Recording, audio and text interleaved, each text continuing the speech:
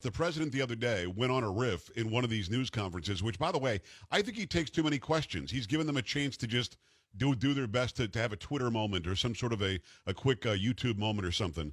But somebody was talking about firing whatever the investigator was that he fired recently, the guy who actually pushed this whistleblower thing, even though his boss said don't. The president said, not a real whistleblower. I know his name. You know his name. Everybody knows his name. We're protecting somebody for no reason. It was a fraud. It was specious. It was no good. And the media really didn't run with his response much. But if you don't mind, because you're the guy who knows, what is a true whistleblower? Tell me why Linda Tripp was different. Well, someone who has firsthand experience of government corruption and blows the whistle on it. Here he's passing around rumor and innuendo. Yeah. False in large measure about a communication by the president of the United States with a foreign leader. The idea that a CIA employee somewhere, after hearing about it from someone, would have standing to be a whistleblower is an abuse of the law, which is why the president rightly fired the ICIG that mismanaged that whole issue. And what's interesting, and it's Tom Fitton, president, judicialwatch.org. Get there right now. Follow Judicial Watch and Tom also on Twitter. Great tweets, great investigations. They're doing incredible work there. When it came to Linda Tripp, as you said, she was excoriated, excommunicated from the entire society there in Washington. She was somebody who was brought up on charges and so on. With this guy, you can't even question him. We're not even allowed to say his name, Tom. I mean, I've said it on my air, but we're not even allowed to say the guy's name without some sort of repercussions. Why? Because the social media platforms like YouTube and others have been cowed by politicians like Adam Schiff into suppressing information about a government official who may have abused his position to try to take out through a illicit impeachment/coup by what I would suggest would be improper sharing, perhaps illegal sharing, classified information. They all tried to take out President Trump with that illicit process, and we can't mention his name. Is just pure censorship and suppression. It's not based on law. Right. It's based on politics. And by the way, it failed. As soon as the president released the transcript, that whole thing should have gone away, right? I mean, how delusional must you be knowing that the actual transcript was released, showing that nothing wrong happened, and they still went through the entire process when we could have been focused on, I don't know, this coronavirus coming from Wuhan, China? Yeah, as the coronavirus was raging in China, they were protecting Biden by trying to remove Trump illicitly, and nevertheless, Trump was still trying to deal with it. Yeah. So to his credit, he was able to do his work despite the attacks on his presidency. It's Tom Fitton, President, Judicial Watch. Let's talk about Hillary Clinton, and now this push by her and people, of her ilk, to somehow now get put into place because of coronavirus somehow, that we should all be able to vote from home. We should all be able to vote via mail, which of course is unsecure. And I think that you were saying, what is it, 35 states, Tom, that now have some sort of voter ID law? This would circumvent that completely, right? Yeah, because there's no way you can implement a voter ID program with massive vote by mail. It would obviate it. And so in essence, what they want to do is overturn all the voter ID laws, enact ballot harvesting throughout the land, which allows third parties to collect ballots.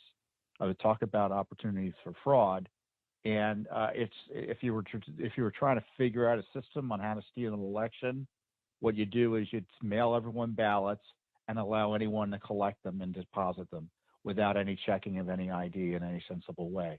This is the plan. Clinton's promoting it. The left is promoting it. Pelosi's trying to enshrine it in federal law. And we saw this fight in Wisconsin the other day. You had the governor try to cancel in-person voting. And then you had the left come in and get a court to grant them the ability to mail in ballots after the election day. Wow. And, the court said the court stood against that. And the problem is the courts, as opposed to the effort to overturn electoral processes using coronavirus as an excuse. Is there any doubt in your mind, Tom, that they're doing this to get people who aren't citizens and aren't eligible to vote to vote?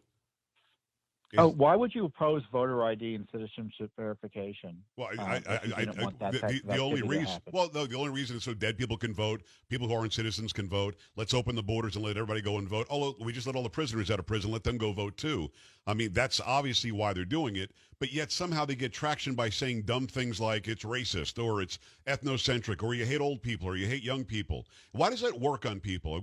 Honestly, you and I can talk about the facts of the case and logic It and doesn't work on reason. people. It Okay. doesn't work on people. No one supports no voter ID. That's a weird negative. Voter ID has strong support. Right. No, you're right. It does. But the the Voting Rights Act of but the 1965, whatever. the, The Southern states are the, racist. Tom, you didn't know that? the left controls the narrative here. Yeah. If you want minorities to vote in larger numbers, increase the security of elections. That's what the data shows. Strong voter integrity efforts encourages more people to vote because they recognize their votes will count as opposed to being stolen. And by the way, you and I have known people who are other than white our entire lives, black, brown, whatever happens in between. And I have never met one person who doesn't have the ability to get an ID. And in fact, in places like Texas, where I am, if you can afford an ID, they'll give you one for free.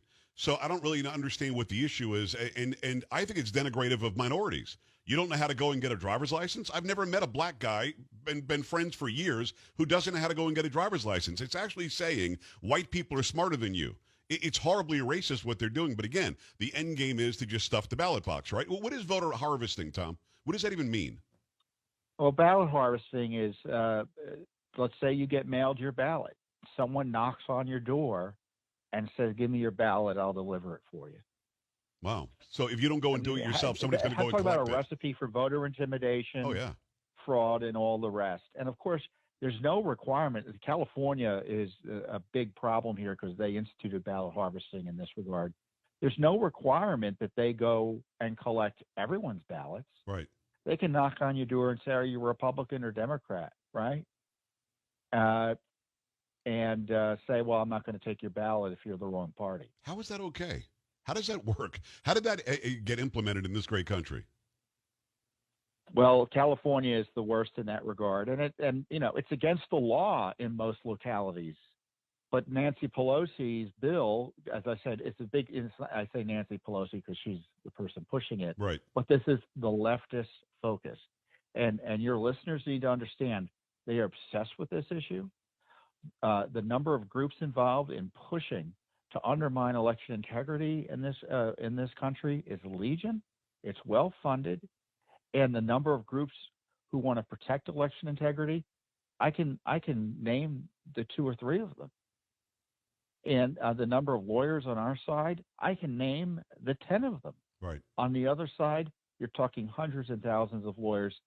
When the Obama administration was running the show, they had the entire Justice Department trying to undermine election integrity. It's stunning. It's Tom Fitton. He's the president at Judicial Watch. Go to judicialwatch.org. Check out the incredible investigations. You guys earned the right to depose Hillary Clinton, obviously with the virus that's probably been put off. Is that still scheduled, or you have to reschedule it now? How does that work? Well, what happened is that she filed an emergency, what they call a mandamus appeal, to overturn the court ruling that she'd be required to testify. So we filed our opposition on Friday, pushing back against that. And incredibly, even the Justice Department and the State Department objected. They said, "We don't support her effort to get out of testimony." Good. This despite, in the lower courts, them trying to protect her and prevent her from being questioned in the first place. So this gambit by her is so extreme that her deep state friends and state and DOJ couldn't abide by it. It is Tom Fitton, president of Judicial Watch. Let me ask you quickly about Bernie dropping out. Bernie Sanders' big problem, in my opinion, I'd love for you to hear your opinion on this, was that he was honest about what he wanted to do. He wants it to be a socialist country. He wants us all to be lorded over by the government. He wants the government to give us everything and therefore control us all. He's out of the way now, but Joe Biden, the so-called moderate who can't put a sentence together anymore, this guy suddenly has adopted just about every policy Bernie was pushing for, but he says it differently, and he lies about it, and his wife lies about it. Is this the way the left is doing it? Hey, Bernie, you were too honest. Get out of the way. We'll implement it anyway, but we have to trick the voter to get it in. Well, my view on Sanders is, and I don't want to get into politics because Judicial Watch doesn't endorse or oppose candidates, Right. but Sanders has been a remarkable political figure in the sense that he's this leftist out there railing against the system, and he refused to confront the corruption of Hillary Clinton when he ran against her, Right. and he refused to confront the corruption of Joe Biden when he ran against him.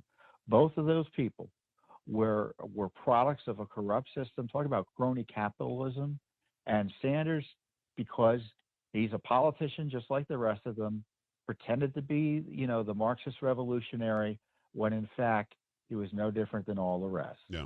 And That's a now, good point. now the battle will be between Biden and Trump, presumably.